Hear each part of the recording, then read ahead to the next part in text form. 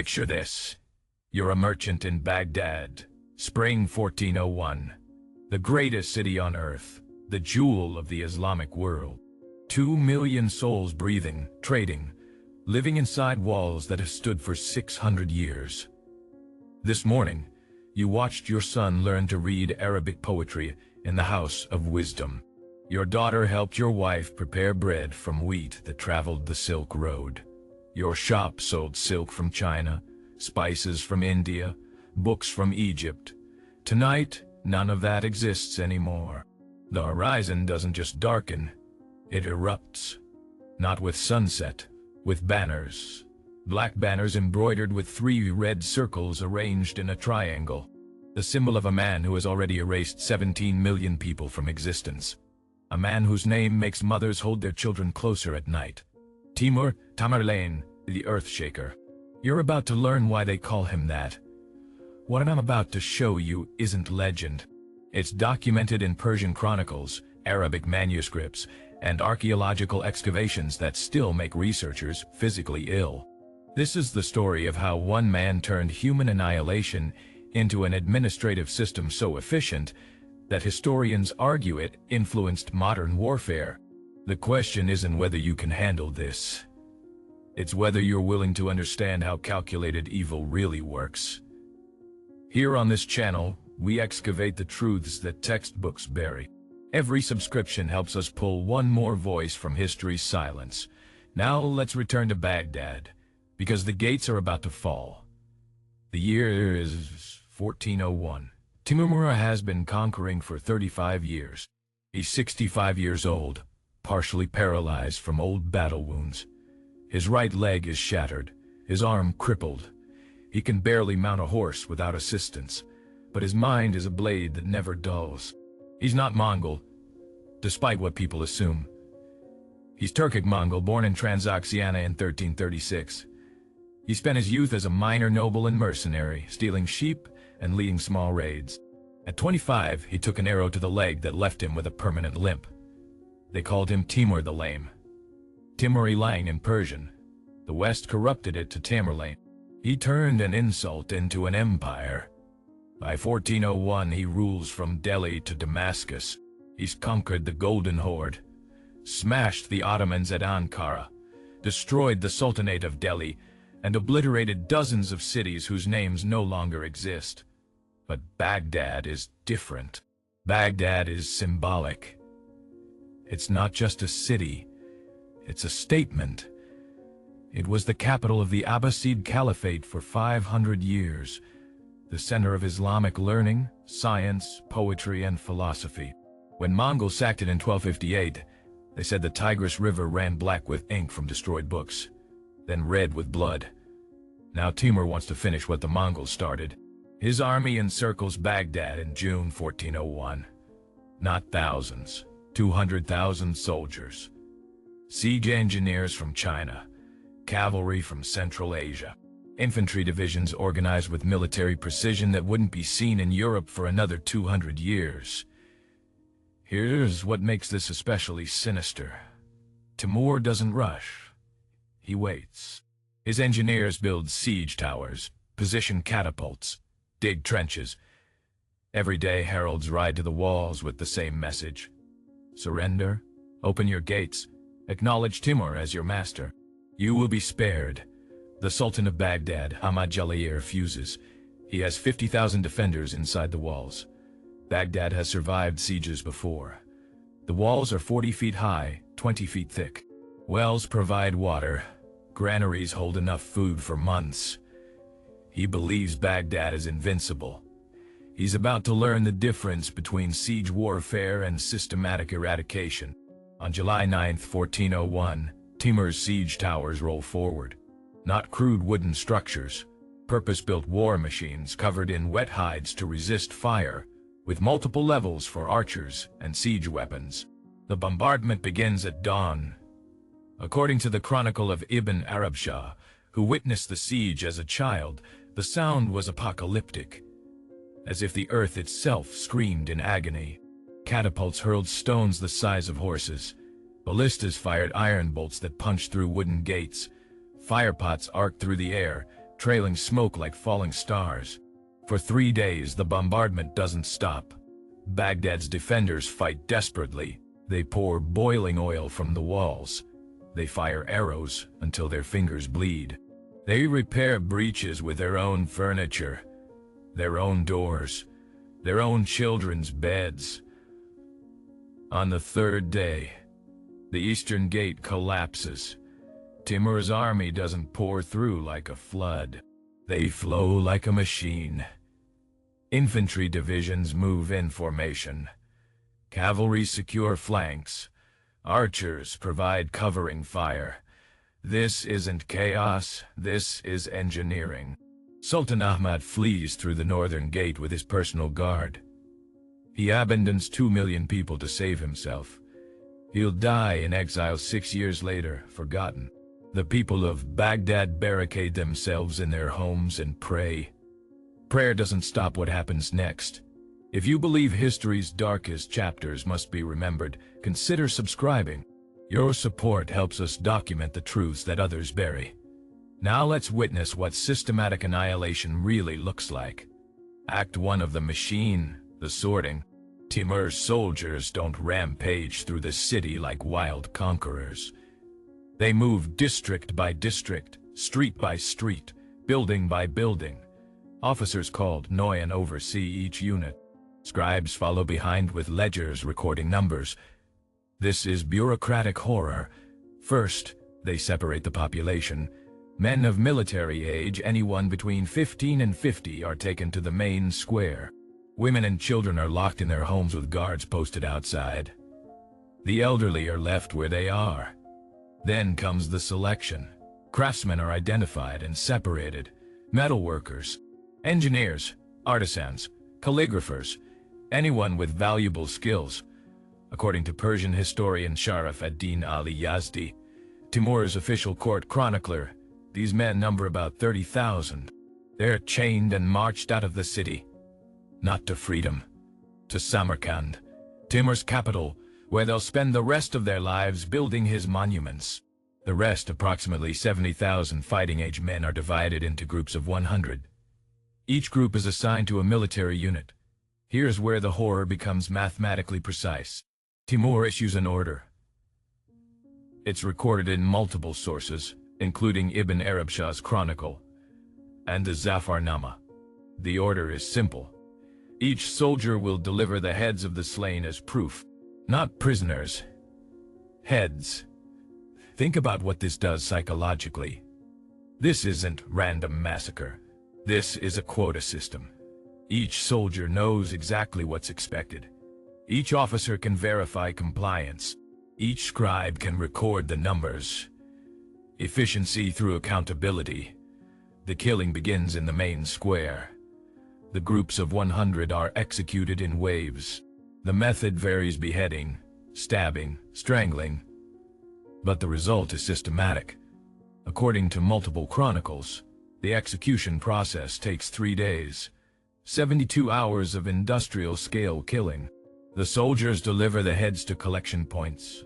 Scribes count them. Officers verify. The heads are placed in piles, organized by district. When each pile reaches approximately 1,500 heads, engineers step forward. They're going to build something.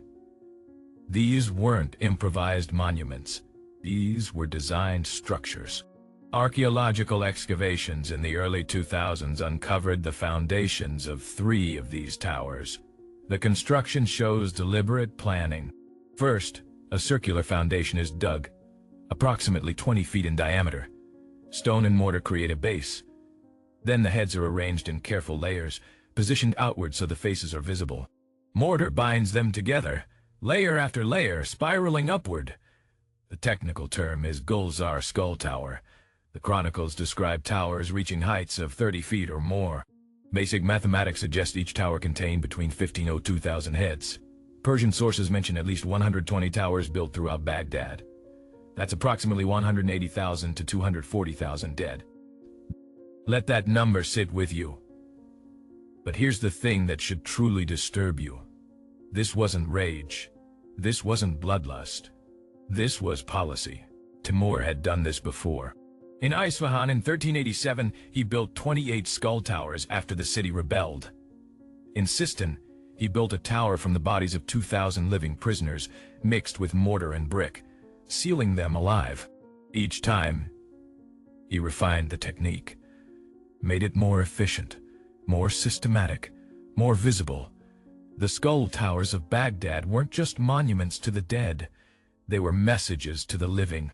Every merchant on the Silk Road would see them, every diplomat passing through, every soldier in every army wondering if they should resist Timur. The message was clear. This is what happens when you defy me. Not just death. Architectural transformation of your existence into a warning for others. Act 2 of the machine, the erasure. The men are dead.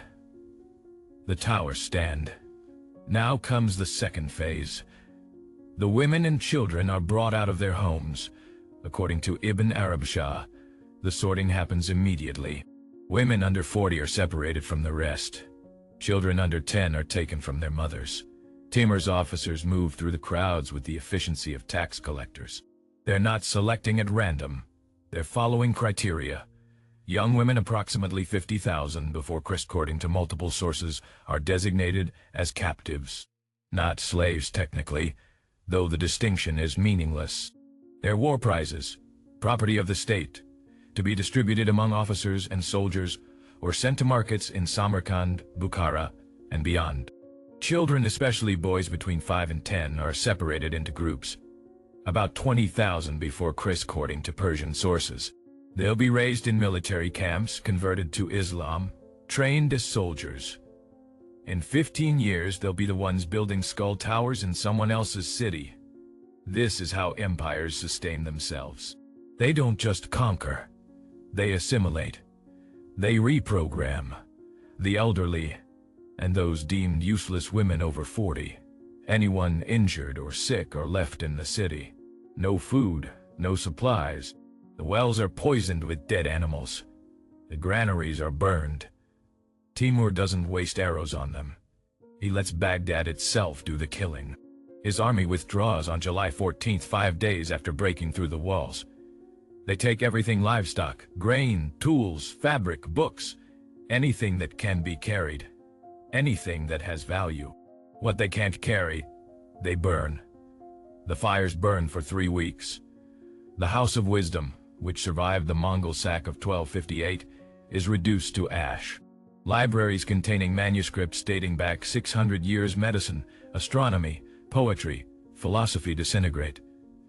The Great Mosque of Al-Mansur, built in 765 after Christ, is systematically demolished. Engineers topple the minaret. Soldiers smash the mosaics. The marble is loaded onto carts to be transported to Samarkand. This isn't destruction. It's resource extraction. Think about the psychology. Timur isn't eliminating Baghdad out of hatred. He's mining it. The craftsmen, the women, the children, the marble, the books, they're all just materials to be processed and redistributed. The city isn't his enemy, it's his quarry. By August 1401, Baghdad is a corpse. The towers of skulls stand like monuments in empty streets. Bodies rot in the summer heat. The stench, according to travelers' accounts, is detectable from 5 miles away. Flies blacken the sky, and the survivors, perhaps 10,000 out of 2 million, wander through the ruins like ghosts. An Arab merchant named Ibn Battuta passes through Baghdad in 1405, 4 years after the sack. He writes, "I found only dogs and crows living among the towers of the dead. The Tigris runs through a cemetery where a city once lived. The towers remain, and they will remain, because no one dares touch them. To disturb the dead of Baghdad is to invite Timur's return." Those towers stood for decades. Travelers reported seeing them as late as 1450. Wind and rain gradually eroded them, but the foundations remained. In 2003, during archaeological excavations following the Iraq War, researchers uncovered the remnants of 3 tower foundations in what is now eastern Baghdad. Carbon dating confirmed they dated to the early 15th century. Analysis of the mortar revealed organic compounds consistent with decomposed human tissue. The towers are gone now, but the memory is carved into the historical record. If this exposed something you've never seen in a textbook, consider subscribing. We're documenting the history they tried to bury. Now let's confront the scale. Act 3 of the machine. The system. Here's what nobody expected. This wasn't Baghdad's unique horror. It was Timur's standard procedure. Between 1370 and 1405, Timur's armies sacked over 100 cities. Not all received the full Baghdad treatment, but many did. Let's look at the documented pattern. Isfahan, 1387, rebelled after initially surrendering. Timur returned and killed 70,000, built 28 skull towers. The chronicler says the city became a forest of the dead. Delhi, 1398, sacked after the Battle of Delhi. Between 100,000 and 200,000, killed according to multiple sources. Timur's autobiography, the Tuska Temuri, mentions that before the battle he ordered the execution of 100,000 prisoners because feeding them was inconvenient. He describes it like an administrative decision. Sistan, 1383, resisted for multiple months. When it fell, Timur built a tower using living prisoners mixed with brick and mortar. The screaming could be heard for days as the structure dried. He called it the Pillar of the Living. Aleppo, 1400. Skull towers built outside the gates. The number is disputed, but travelers reported them as late as 1430. Damascus, 1404, sacked the same year as Baghdad. The city's craftsmen were taken to Samarkand. The population was reduced from 200,000 to fewer than 10,000. The Umayyad Mosque was stripped of its decorations and left as an empty shell. The pattern is consistent across dozens of cities. Resistance equals annihilation. Annihilation follows a system. The system produces monuments. Now here's the question historians still debate. Was Timur insane? Most contemporary sources say no. He was literate, fluent in Persian and Turkic, fascinated by architecture and engineering. He played chess and debated scholars. He commissioned beautiful mosques and gardens in Samarkand. When Ibn Khaldun, the great Arab historian, met Timur in 1401, he described him as sharp-minded and intellectually curious. Timur wasn't a barbarian who stumbled into mass murder. He was an educated man who industrialized it. So what was the purpose? Terror as policy. Timur understood something most conquerors don't. You can't hold an empire the size of his with military force alone. You need psychology. You need every city, every kingdom, every rival to know exactly what happens if they resist. The skull towers weren't monuments to the dead. They were deterrents for the living, and it worked. After Baghdad, when Timur's armies approached a city, most surrendered immediately. Governors opened gates. Rulers sent tributes. Entire regions submitted without a fight. The Ottoman Sultan Bayezid the Thunderbolt, one of the most feared warriors in the Islamic world, fought Timur at the Battle of Ankara in 1402. He lost. Timur captured him and kept him in a cage, parading him through cities as a warning. When Bayezid died in captivity, Timur sent his body back to the Ottomans in a wooden box. The message: even thunderbolts break. By the time Timur died in 1405, his empire stretched from Delhi to Moscow, from the Aegean to the borders of China. He had killed an estimated 5% of the world's population, approximately 17 million people. Only World War I and World War II killed a higher percentage of global population in human history. And he did it without gunpowder armies, without industrial technology, without modern logistics. He did it with organization, systematic planning, and the bureaucratic implementation of horror. Here's what makes this especially disturbing when you think about it now. Timur's methods influenced warfare for centuries. His use of terror as strategic policy, his systematic approach to conquest. His understanding that destroying a city's will is more effective than destroying its walls. These concepts appear in military strategy texts for the next 400 years. When European colonial powers swept through Africa and Asia in the 19th century, they employed similar tactics: systematic destruction, population displacement, architectural violence. The Nazis in World War II documented their killings with bureaucratic precision. Every death recorded. Every victim categorized. Efficiency through accountability. The gulags, the killing fields, the genocides of the 20th century. They're not identical to Timur's skull towers, but the skeleton is the same. Turn horror into system, system into policy, policy into history. And here's the part that should keep you awake tonight. It works. Timur's empire collapsed after his death because his sons fought over succession. But while he lived, it was the largest contiguous empire since the Mongols. Cities surrendered at the sight of his banners. Rulers paid tribute to avoid destruction. Terror, when systematized, becomes governance. The aftermath. Timur died in 1405 in Otrar, Kazakhstan, while preparing to invade Ming China. He was 68. His body was embalmed and transported back to Samarkand, where it was buried in the Gur-e-Amir Mausoleum, one of the most beautiful buildings in Central Asia. In 1941, Soviet archaeologists opened his tomb. They found his skeleton largely intact. Medical examination confirmed the historical accounts. His right leg was shattered, his arm deformed. The man who built an empire on systematic violence was himself a crippled warrior who should have died in obscurity. But he didn't. Inside the tomb, they found an inscription in Persian. "When I rise from the dead, the world shall tremble." According to local legend, disturbing Timur's grave brings catastrophe. The Soviet archaeologists opened the tomb on June 22, 1941.